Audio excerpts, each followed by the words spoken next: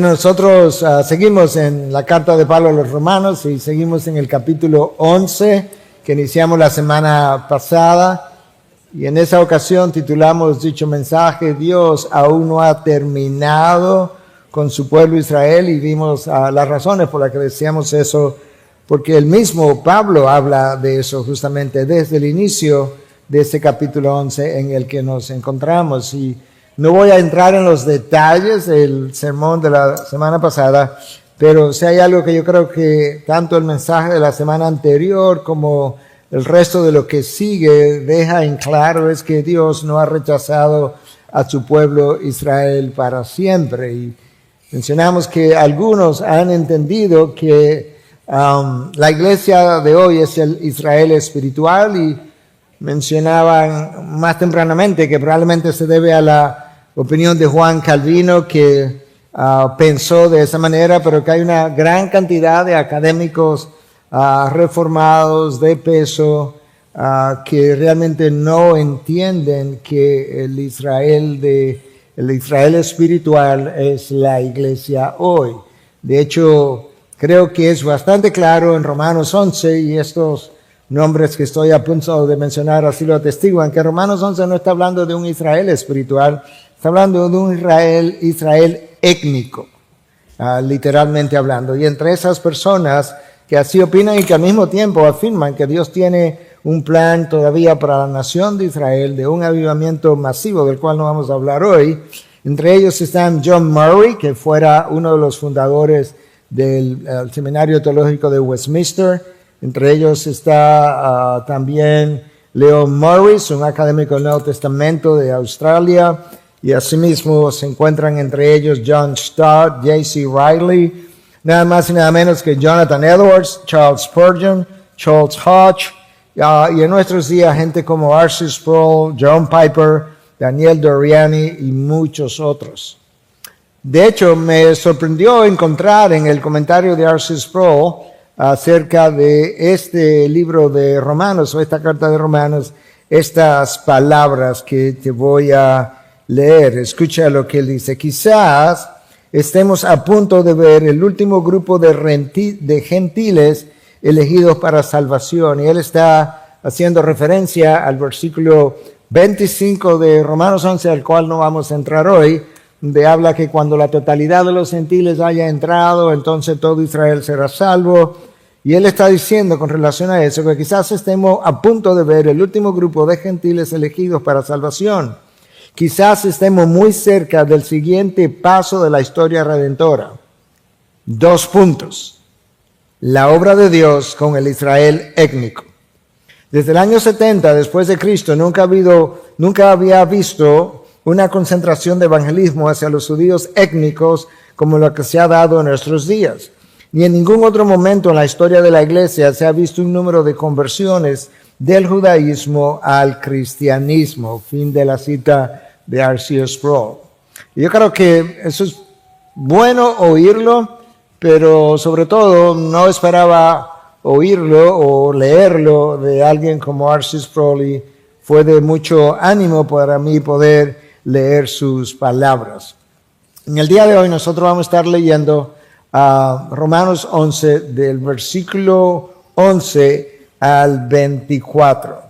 El texto, como ya aludió el pastor Héctor cuando estaba orando, no es un texto claro a simple vista, tiene un aspecto de confusión, pero vamos a tratar de desempacar el texto en el tiempo que nos queda para exponerlo y ver y pedirle a Dios que nos dé entendimiento acerca del mismo. Romanos 11, versículo 11. Digo entonces, ¿acaso tropezaron para caer? Pregunta Pablo. De ningún modo. Pablo venía hablando en Romanos 10 de Israel, de la nación de Israel, que tropezó, y ahora él dice que si ellos tropezaron para caer. Y él responde: de ningún modo. Pero por su transgresión ha venido la salvación a los gentiles para causarles celos. Y si su transgresión es riqueza para el mundo y su fracaso es riqueza para los gentiles, ¿cuánto más será su plenitud? Pero a ustedes hablo, gentiles.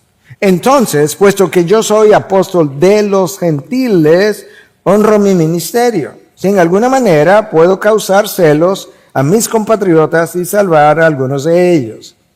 Porque si el excluirlos a ellos es la reconciliación del mundo, ¿qué será su admisión sino vida de entre los muertos?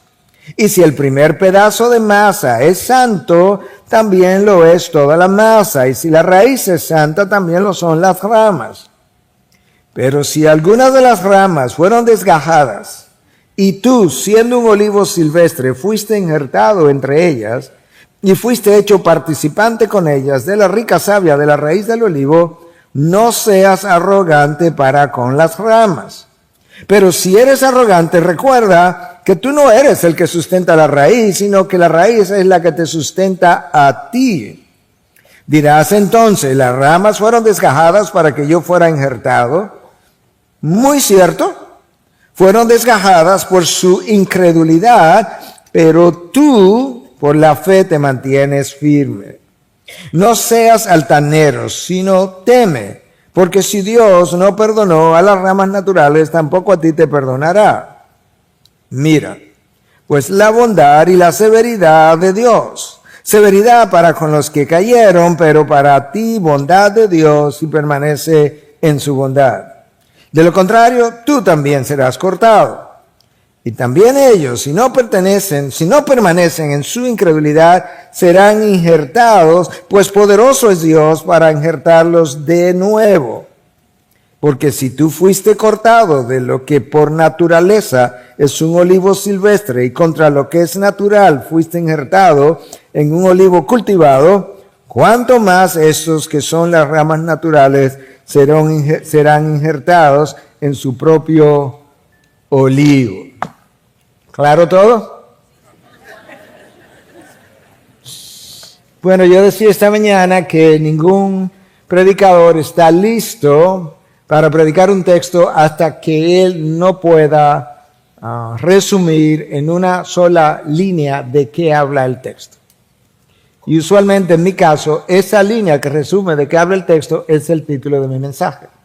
De manera que en el día de hoy, el texto habla, y ese es mi título, judíos y gentiles en el eterno plan de salvación. De eso es que está hablando el texto, yo no creo que hay lugar a dudas. Ahora, ya respondimos la primera pregunta. Yo creo que en esencia, todo sermón debe responder dos preguntas.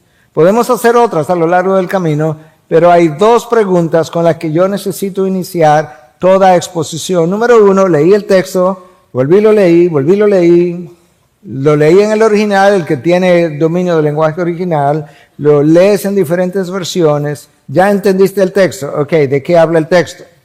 Y la próxima pregunta entonces es, de eso de lo que el texto habla, ¿qué es lo que dice? Es tan sencillo como eso. ¿Qué es lo que dice el texto del cual tú dices que este es su tema? De ese tema, ¿qué dice? Bueno, ¿cuál es el tema? Judíos y gentiles en el plan eterno de salvación. Pastor, ¿qué dice el texto que leímos de eso? Yo te voy a decir rápidamente. Bueno, el texto habla de que en un momento dado Dios ofertó salvación a la nación de Israel y ellos lamentablemente la rechazaron. Y Pablo pregunta que si al rechazarla, si ellos fueron desechados para siempre, y él responde que no, que de ningún modo. Pero que entonces cuando el pueblo desechó su salvación, Dios comenzó a moverse en la dirección de salvar a los gentiles. Y que entonces ahora, ¿verdad?, esa evangelización ha ido progresando, pero el apóstol Pablo usa varias metáforas e ilustraciones y en un momento dado nos dice que pensemos en dos olivos. Un olivo silvestre, que somos nosotros los gentiles, que no fuimos parte de esa fase número 1 de salvación, de la cual sí fueron parte los judíos, y un olivo natural que corresponde a la nación de Israel. Y que muchos de esos judíos no creyeron y por tanto esas ramas fueron desgajadas, cortadas, y que en su lugar entonces nosotros, que éramos un olivo silvestre, que no pertenecíamos a ese llamado inicial de Dios, y fuimos esa rama, Dios tomó esas ramas silvestres, no naturales, y las injertó en el olivo natural, pero que llegará el tiempo en que Dios tomará las ramas naturales, judíos, que fueron desgajados y lo va a injertar de nuevo en su olivo natural. De eso que habla el texto. Amén. Terminamos. Podemos irnos. Bueno, de eso es que habla el texto, pero tenemos que desempacarlo. Vamos a tratar de hacerlo. Lo primero que Pablo hace es que nos dice, o hace la pregunta, ok, Israel tropezó. ¿Tropezó para caer? La insinuación en la pregunta es que si Israel cuando tropezó se cayó permanentemente y quedó fuera del plan de salvación. Y él responde, de ningún modo, ni se te ocurra pensarlo. Dijimos la semana pasada que esa es una frase muy paulina, la usa como 8 veces en diferentes textos de la Biblia y de la misma carta a los romanos. Dijimos también que esa es la forma más, la forma más enfática, es la palabra que estaba buscando en mi mente, de Pablo decir que no. De todas las formas que él pudo haber dicho que no, esa es la más enfática de acuerdo a la opinión de John Murray. Entonces, cuando Pablo dice que ellos tropezaron, ¿dónde, cuándo, en qué fue que tropezaron? Bueno, él ya nos dio una idea en Romanos 9, en los versículos 32 y 33, y nos dejó ver que su tropiezo, nos dejó ver de forma indirecta, que su tropiezo fue en la persona de Cristo. Pero cuando Pablo escribe a los Corintios, en 1:23, claramente le dice en qué fue que tropezaron. Escuchen. Pero nosotros predicamos a Cristo crucificado, piedra de tropiezo para los judíos, ahí está, y necedad para los gentiles. No hay duda de que la persona de Jesús fue la piedra de tropiezo para el pueblo judío. Ellos esperaban un Mesías, pero no del tipo que vino. Ellos esperaban a alguien que fuera más o menos un Mesías militar, si tú quieres, un Salvador, pero político, que los colocara en la cima, por encima de todas las demás naciones, pero no alguien que al final terminara entrando en un burrito, que lavara pies, que se dejara crucificar y todo lo demás que nosotros conocemos. Y Pablo dice a los Corintios que nosotros predicamos a Cristo crucificado, piedra de tropiezo para los gentiles y necedad para los judíos y necedad para los gentiles. Claro, porque a los gentiles tampoco les hacía mucho sentido que esto fuera un Mesías, un rey. ¿Qué sentido tiene de ver un rey clavado, ensangrentado en un madero? Pero la pregunta tácita de Pablo es, ¿implica ese tropiezo una caída permanente? Y ya vimos la respuesta, de ningún modo. De manera que ya sabemos en el texto de hoy que cuando la nación de Israel tropezó en Cristo, su caída no ha sido permanente. No lo es.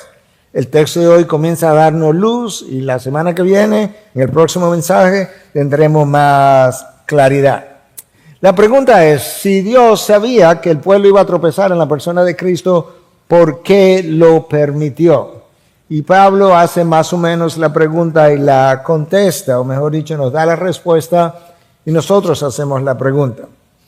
Y esto es lo que Pablo dice en el versículo 11, en la segunda parte. Pero por su transgresión ha venido la salvación a los gentiles para causarles celos. ¿Ok? Esto es lo que Pablo está diciendo.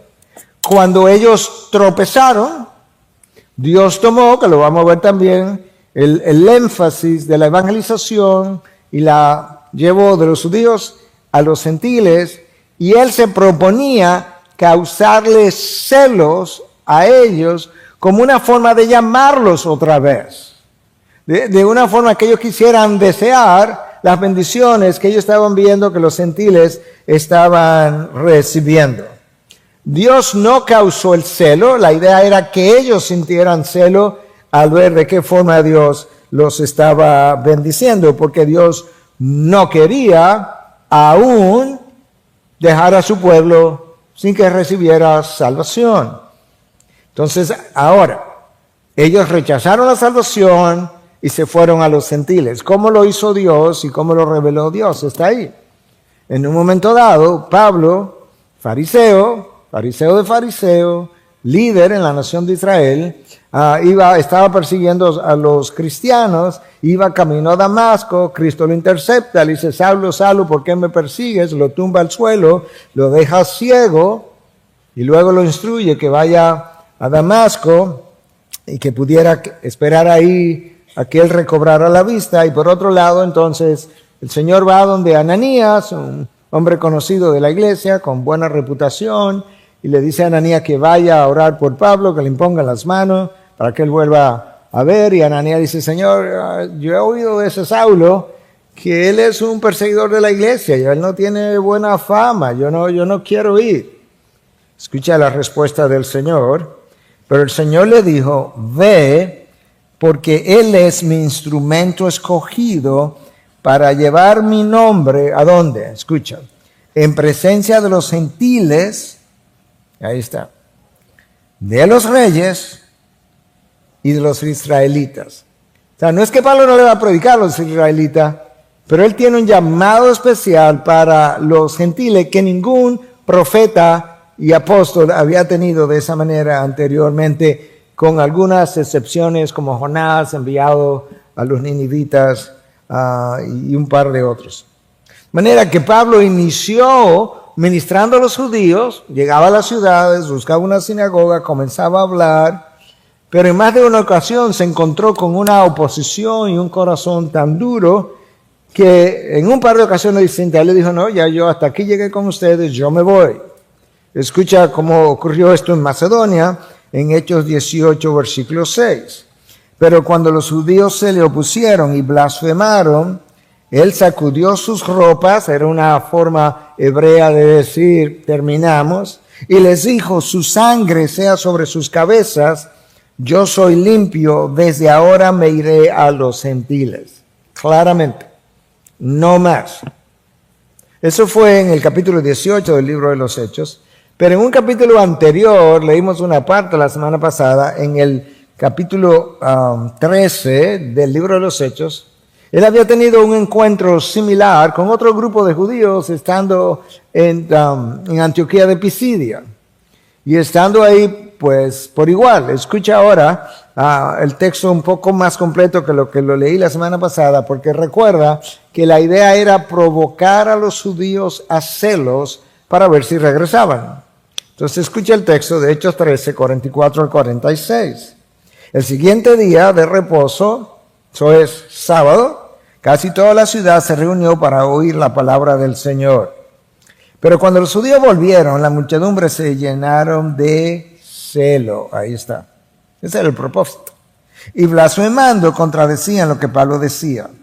Entonces Pablo y Bernabé hablaron con valor y dijeron, era necesario que la palabra de Dios les fuera predicada primeramente a ustedes, pero ya que la rechazan y no se juzgan dignos de la vida eterna, así que ahora nos volvemos a los gentiles. Ahí está. Otra vez, Pablo haciendo alusión al hecho de que él iba a llevar a cabo el llamado para el cual él fue encontrado, interceptado en una ocasión. Escucha como Pablo le dice, ¿verdad? Que era necesario que se les predicara a ustedes primeramente. Bueno, eso es lo que Romanos 1 dice también, escrito por Pablo, que el evangelio es poder de Dios para salvación, para todo aquel que cree, para los judíos primeramente, pero también para el gentil o el griego, dependiendo de la traducción que tú tengas. Eso fue como Dios ideó el plan. Pero Pablo comienza a revelar, a desempacar el plan de Dios para el final con la nación de Israel.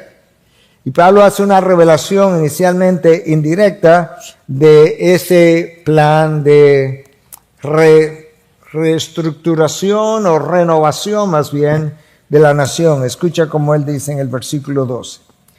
Y si su transgresión original, es riqueza para el mundo y su fracaso es riqueza para los gentiles, el mundo y los gentiles es la misma cosa, ¿cuánto más será su plenitud? En otras palabras, si cuando Israel tropezó, resultó en bendición para los gentiles, la plenitud de los judíos, cuando eso ocurra, próximo sermón, cuánto mayor bendición va a traer eso. De manera que Pablo comienza de forma indirecta a revelar el futuro de la nación. Su fracaso es riqueza para los gentiles, cuánto más será su plenitud. ¿Cuál plenitud? La plenitud de la salvación de la nación. Tendrá todavía mayor bendición para nosotros los gentiles.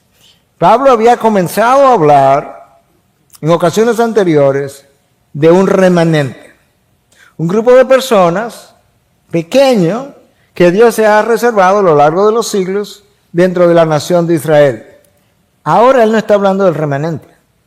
Pablo está hablando de la nación como un todo. Y yo creo que todos los académicos que te mencioné y muchos más están de acuerdo con ese es el entendimiento de este texto. Escucha cómo la Nueva Traducción Viviente traduce el versículo 12. Ahora bien, si los gentiles fueron enriquecidos porque los israelitas rechazaron la oferta de salvación, imagínense cuánto más grande será la bendición para el mundo cuando ellos por fin la acepten. ¡Wow! Ahora, el hecho de que Israel iba a ser renovado, restaurado, eso no es nuevo del Nuevo Testamento. No. Eso viene revelado desde el Antiguo Testamento. Nosotros lo vimos el miércoles pasado en la clase sobre el gran final. Pero también lo puedes leer en Zacarías 12, del 8 al 11. Lo puedes leer en Jeremías 31, del versículo 31 al 34. Y múltiples otros pasajes que no hablan de ese avivamiento, renovación, visitación especial de Dios para la nación. Ahora, Pablo sigue revelando de qué manera es que Dios ha estado obrando entre judíos y gentiles. Escucha lo que él dice en el versículo 13 y 14 del texto. Pero a ustedes hablo, gentiles, ¿ok? Presta atención porque Pablo no está hablando a nosotros, los gentiles.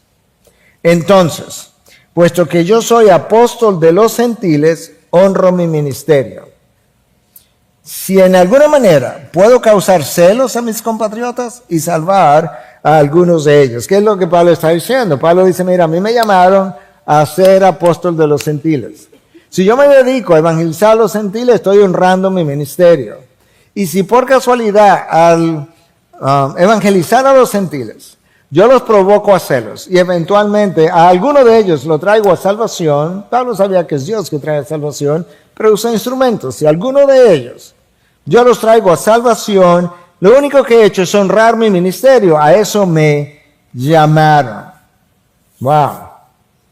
Pero Pablo vuelve a usar la frase, si puedo causar celos a mis compatriotas. Si la bendición que Dios trae al pueblo gentil hace que mis compatriotas o algunos de ellos presten atención a la obra de Dios y ellos vienen a salvación, wow, gloria a Dios, aleluya.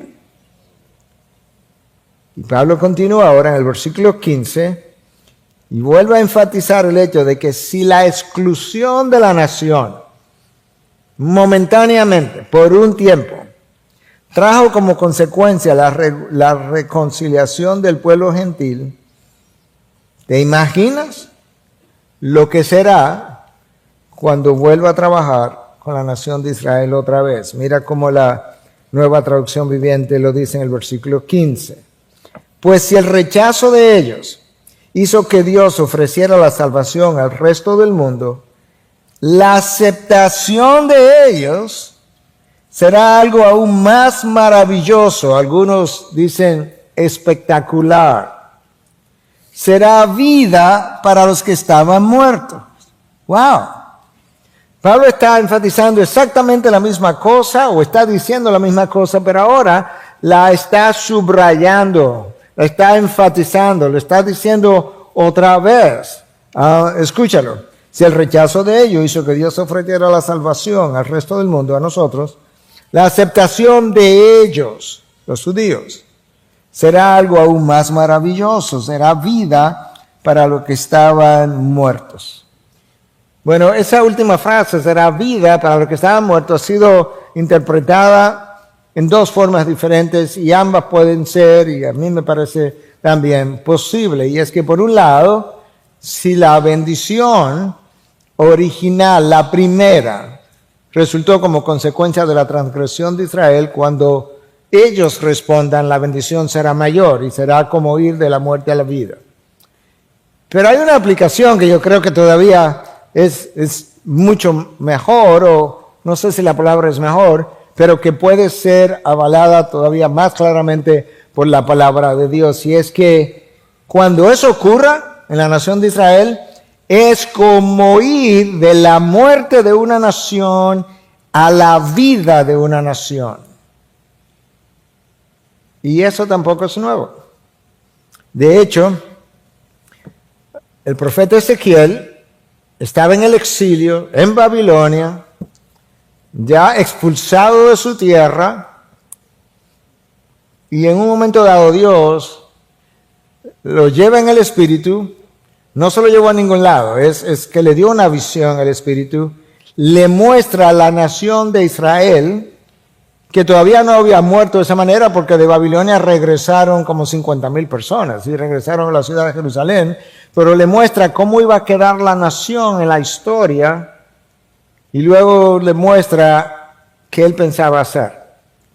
Y esa visión aparece en el capítulo 37 de Ezequiel, que muchos de ustedes conocen. Yo te voy a leer simplemente del versículo 1 al 5, y luego retomo en el 9. La mano del Señor vino sobre mí, dice Ezequiel, y me sacó en el espíritu del Señor y me puso en medio del valle que estaba lleno de huesos. Él me hizo pasar en derredor de ellos, pasó entre los huesos, y vi que eran muchísimos sobre la superficie del valle y estaban muy secos. Y me preguntó, hijo de hombre, ¿vivirán estos huesos? Y yo respondí, Señor Dios, tú lo sabes. Entonces me dijo, profetiza sobre estos huesos y diles, huesos secos, oigan la palabra del Señor. Así dice el Señor Dios a estos huesos, voy a hacer que en ustedes entre espíritu y vivirán. Versículo 9, Ezequiel 37. Entonces él me dijo, profetiza al espíritu, profetiza, hijo de hombre, y dile al espíritu, así dice el Señor Dios. Ven de los 4 vientos, oh espíritu, y sopla estos muertos y vivirán. Y profeticé como él me había ordenado, y el espíritu entró en ellos, y vivieron, y se pusieron en pie un enorme e inmenso ejército. ¡Wow! Ezequiel, déjame decirte cómo va a quedar la nación. Y ese valle de huesos secos representa lo que la nación será en un futuro. ¿Y sabes qué? ¿Dónde estará la nación de Israel? Bueno, en los 4 puntos cardinales. Por eso es que el viento que es soplado de parte de Dios, o el espíritu que es soplado de parte de Dios, es soplado desde los 4 vientos o puntos cardinales más bien. Algo que tampoco es nuevo, está en Deuteronomio, que Dios los iba a esparcir debido a su desobediencia a los 4 puntos o rincones de la tierra. Desde allí Dios los va a traer de acuerdo a esa visión y les va a dar vida otra vez. ¡Wow! Bueno, será como ir de la muerte a la vida, como leímos en el versículo 15. El versículo 16, Pablo usa una metáfora, te la voy a leer de la Reina Valera del 60, que es un poco más clara. Si las primicias son santas, también lo es la masa restante. Y si la raíz es santa, también lo son las ramas. Y tú me dirás, pastor, usted dijo que iba a estar más claro, pero yo no entiendo. ¿Dónde que está la claridad? Bueno, déjame explicarte. Las primicias en el Antiguo Testamento representaban los primeros frutos de la cosecha. Entonces la idea era esta, tú puedes leer acerca de esto en el libro de Números. La idea era esta, tú traes los primeros frutos de la cosecha, lo ofrece a Dios, lo que implica que estaba consagrando tus primeros frutos a Dios. Y con eso las primicias representaban el resto de la cosecha, de manera que ellos entendían que con consagrar las primicias estaban consagrando el resto de la cosecha. Y lo mismo cuando tú preparabas una masa de pan, una masa de harina, y tomabas un pedazo y consagrabas eso como la primicia de esa masa, ellos entendían que por haber consagrado un pedazo de la masa, toda la masa quedaba consagrada al Señor. Pablo está diciendo, si las primicias son santas, tendríamos que preguntarnos quiénes son las primicias, también lo es la masa entera. Si las primicias son santas, si santa no es puro. El primer significado de la palabra santo es apartado, separado. Si las primicias fueron separadas, apartadas, entonces también toda la masa sería como la nación. Y si la raíz es santa, también lo son las ramas. Entonces, muchos académicos entienden, yo creo que tiene sentido, que las primicias o fueron los patriarcas a quienes Dios llamó y eligió, o, en su defecto, probablemente el remanente que Dios ha preservado a lo largo de los siglos, con la intención de que a través del remanente preservado a lo largo de los siglos, pues eventualmente la nación pudiera ser bendecida en un futuro. Eso pudieran ser las primicias. Para mí eso tiene como mucho sentido. Y si la raíz es santa, también lo son las ramas. Entonces, ¿quién es la raíz? Bueno, recuerda que leímos ya, lo vamos a ver otra vez, que hay dos olivos aquí, dos árboles de olivo. Uno natural, que es la nación de Israel, y un árbol de olivo silvestre, que somos nosotros los gentiles. Entonces, si ese es el árbol, si el olivo natural es el árbol, la nación, ¿cuál es la raíz de la nación? Tú lo sabes. Abraham. Abraham es la raíz. Toda la nación entera arrancó con Abraham, a quien Dios le hizo una promesa.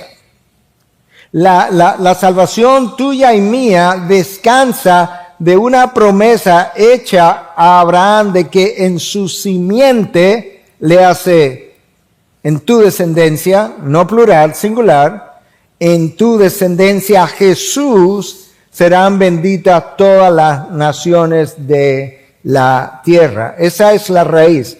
Si esa raíz fue apartada y es santa, que es el significado de la palabra santo, también lo son las ramas, también serán aquellos descendientes de Abraham, judíos y no judíos, porque hay descendientes espirituales de Abraham como tú y yo, también serán elegidos. Esa es la manera como Pablo está usando la ilustración. Ahora, del versículo 17 al 24, que es lo que nos queda por exponer, el apóstol Pablo nos explica de una mejor manera lo que él está tratando de decir, haciendo uso de estos dos olivos que yo te mencioné. En la antigüedad, en Israel, el árbol de olivo, era de los productos agrarios más preciados por el costo que tenía su aceite. Entonces, estos árboles que podían y pueden durar 300, 400 años en existencia, en ocasiones notaban aquellos que los hacían crecer o los cultivaban, que habían ramas que no producían olivos. Y entonces estuve leyendo acerca de esto. Entonces ellos tomaban esa rama y la desgajaban, la cortaban, y en el lugar de las ramas desgajadas traían e injertaban ramas de un olivo que sí estaba produciendo, y lo colocaban en el olivo para que pudiera ser renovada su producción. Pablo va a usar esa historia o esa realidad para decir algunas cosas. Entonces escucha, comenzamos en el versículo 17. Pero si alguna de las ramas fueron desgajadas, en referencia al rechazo de la salvación de parte de Israel, y tú siendo un olivo silvestre, hay olivos cultivados, del cual vamos a hablar, y un olivo silvestre, pero nosotros los gentiles somos el olivo silvestre, fuiste injertado entre ellas y fuiste hecho participante con ellas de la rica savia de la raíz del olivo. Ok, Pablo está diciendo, tú, o si te ves como ramas, recuérdate, tú no eres parte del olivo natural. Tú no eres parte del olivo original. Tú no formabas parte del olivo cultivado. Ustedes los gentiles, a ustedes no se le envió profeta, ni se le construyó un templo para que adoraran a Dios, ni se le dio una ley, se le dio a la nación de Israel, ni se le dio un Moisés, ni se le dio un Abraham, ni un Isaac, ni un Jacob, ni ninguno de los otros grandes profetas. Ustedes no estaban ahí. De manera que es a eso a lo que Pablo alude cuando le escribe a los Efesios, para ayudarnos a entender a nosotros los gentiles lo increíblemente privilegiados que debiéramos sentirnos cuando Dios decide incluirnos en un plan en el que no estábamos, por lo menos humanamente hablando, porque en su mente siempre estuvo. Y la forma como Pablo se lo dice a los Efesios nos ayuda mucho a entender esto, de que él está hablando del olivo cultivado y el olivo silvestre. En Efesios 2, 11 al 13, escucha lo que Pablo dice. Por tanto, recuerden, los efesios no eran judíos, que en otro tiempo ustedes, los gentiles, en la carne, que son llamados incircuncisión, claro, porque no eran parte del pacto, por la tal llamada circuncisión, serán los judíos, hecha en la carne por manos humanos.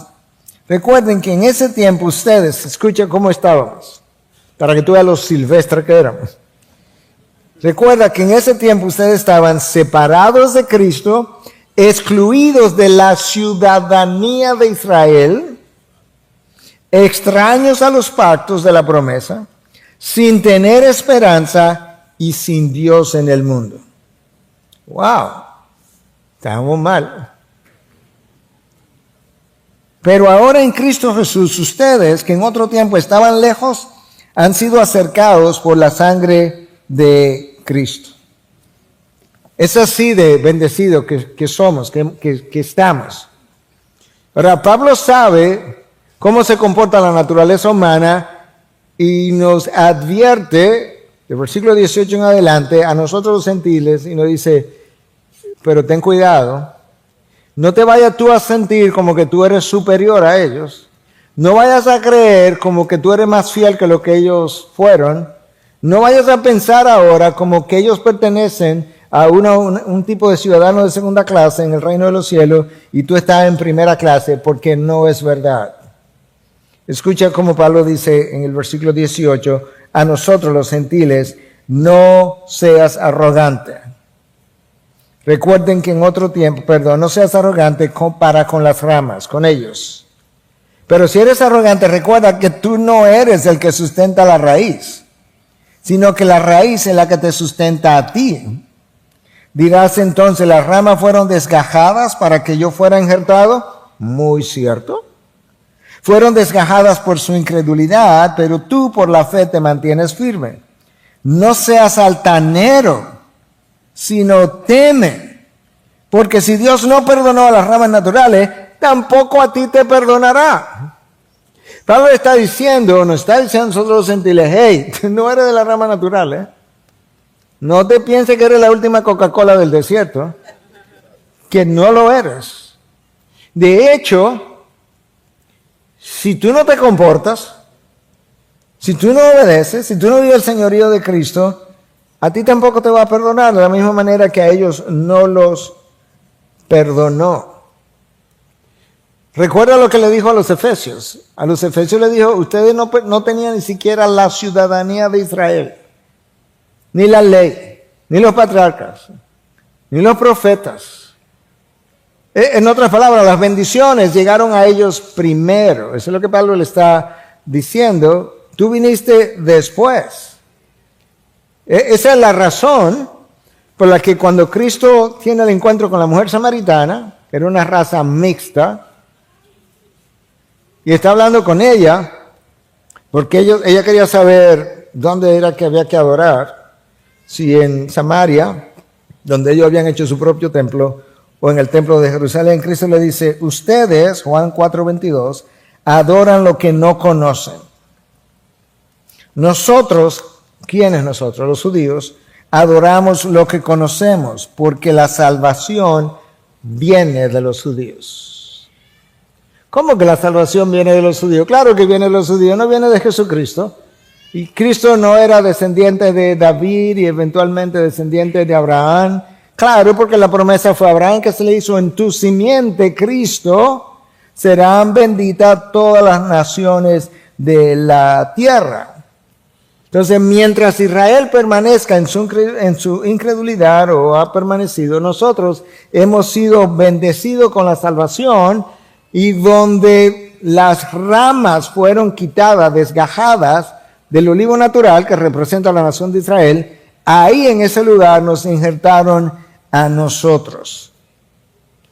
Pero nosotros tenemos que tener cuidado de no ser jactanciosos, arrogantes, pensando que ellos crucificaron al Mesías y que ellos fueron duros de corazón y que nosotros tenemos corazones diferentes, porque eso no es el veredicto de la palabra.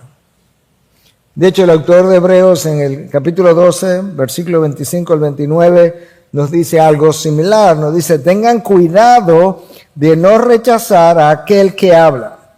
Porque si aquellos, Antiguo Testamento, no escaparon cuando rechazaron al que les amonestó sobre la tierra, mucho menos escaparemos nosotros si nos apartamos de aquel que nos amonesta desde el cielo.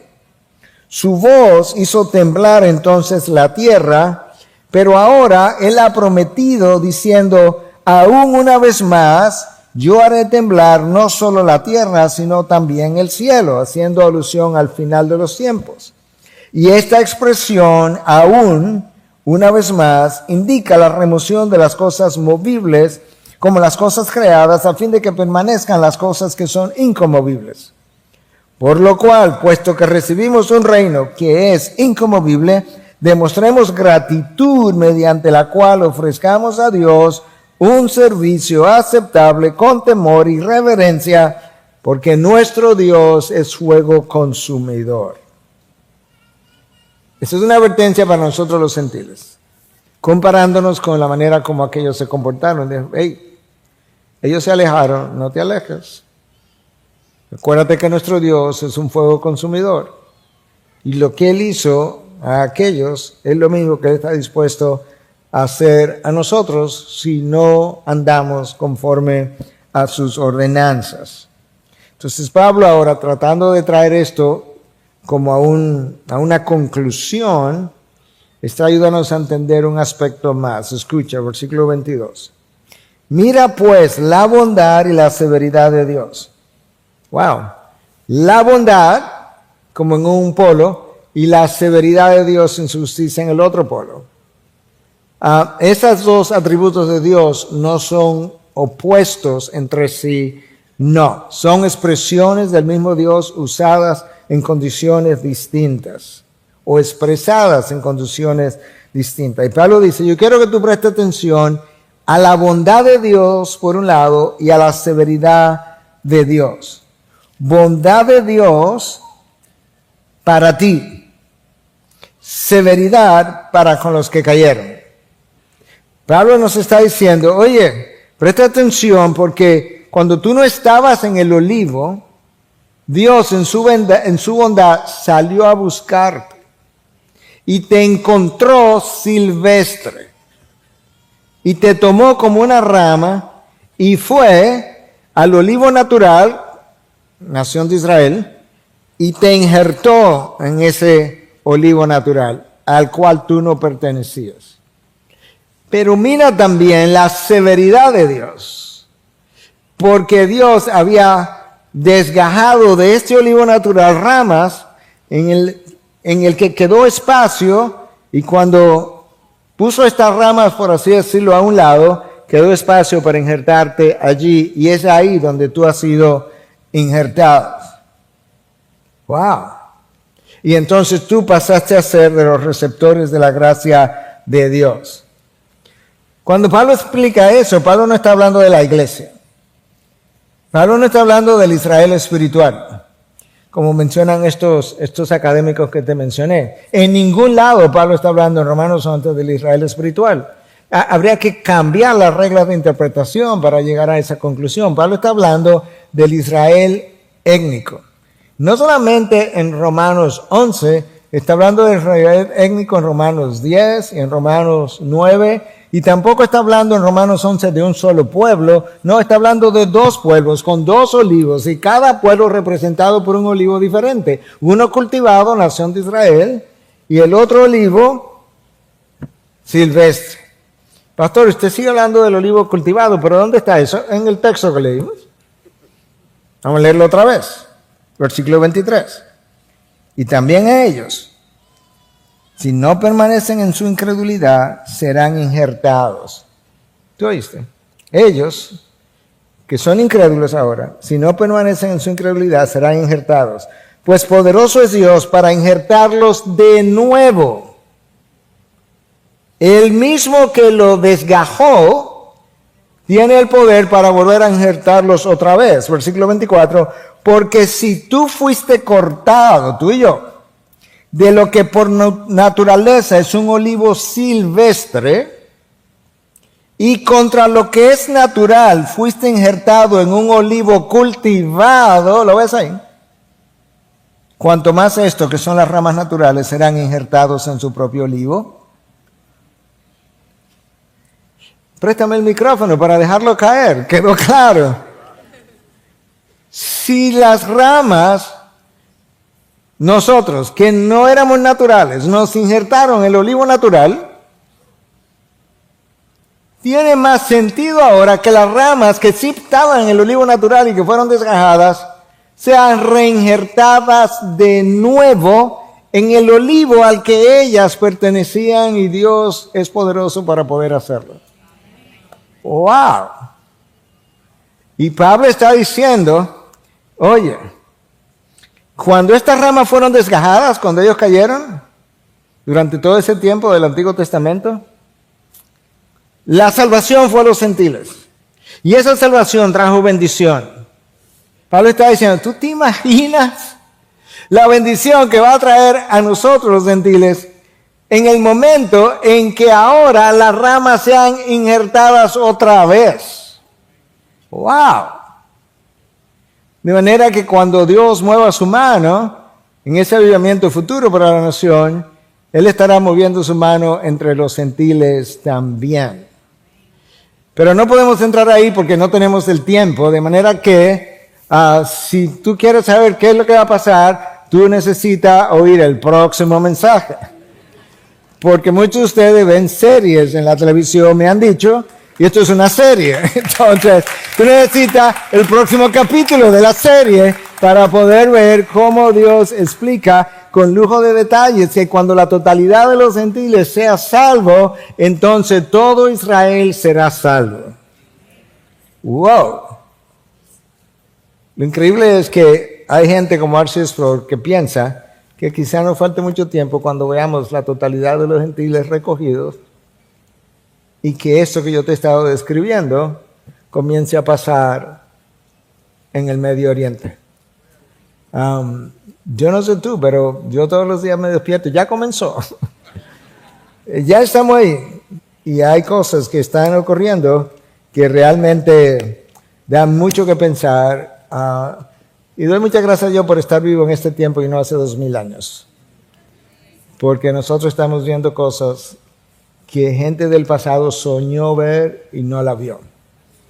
Pero ¿sabes algo, hermano? Nosotros no vivimos de sentimientos ni de emociones. Nosotros vivimos, ¿sabes de qué? El pueblo de Dios vive de promesas. Promesas que si tú le has creído a Dios, tú las crees, y las promesas se constituyen el lente a través del cual tú analizas el presente, te preparas por el futuro, crees las promesas futuras de Dios, y ahora las promesas futuras de Dios pasan a gobernar toda tu vida.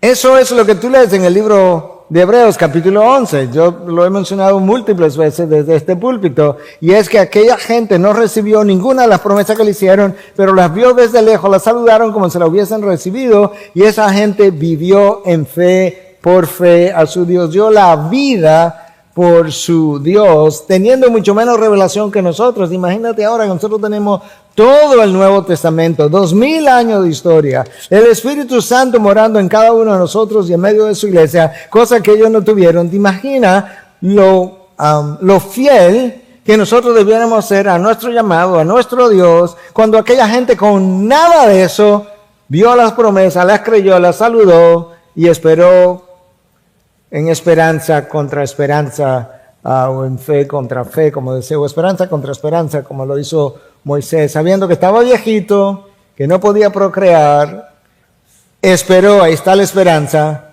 pero contra esperanza, porque yo no tengo cualidades físicas para poder hacerlo.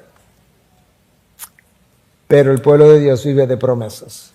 Nuestro Dios es un Dios de promesas, es un Dios de pactos. Lo que Él promete, Él entrega, Él cumple.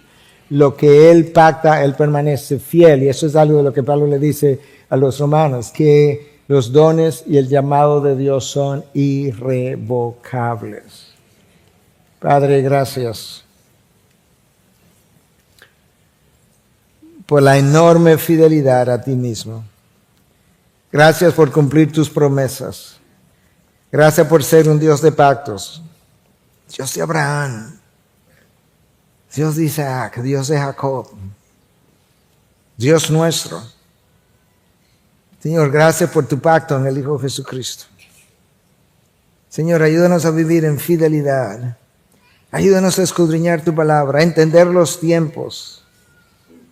Ayúdanos a recordar que en tu providencia tú estás moviendo los hilos de las naciones, que tú estás trayendo la historia a un final, que el final será glorioso, que tú cierras la historia con tu regreso, que tú pones el broche de oro, que tú eres la esperanza de cada uno de tus hijos.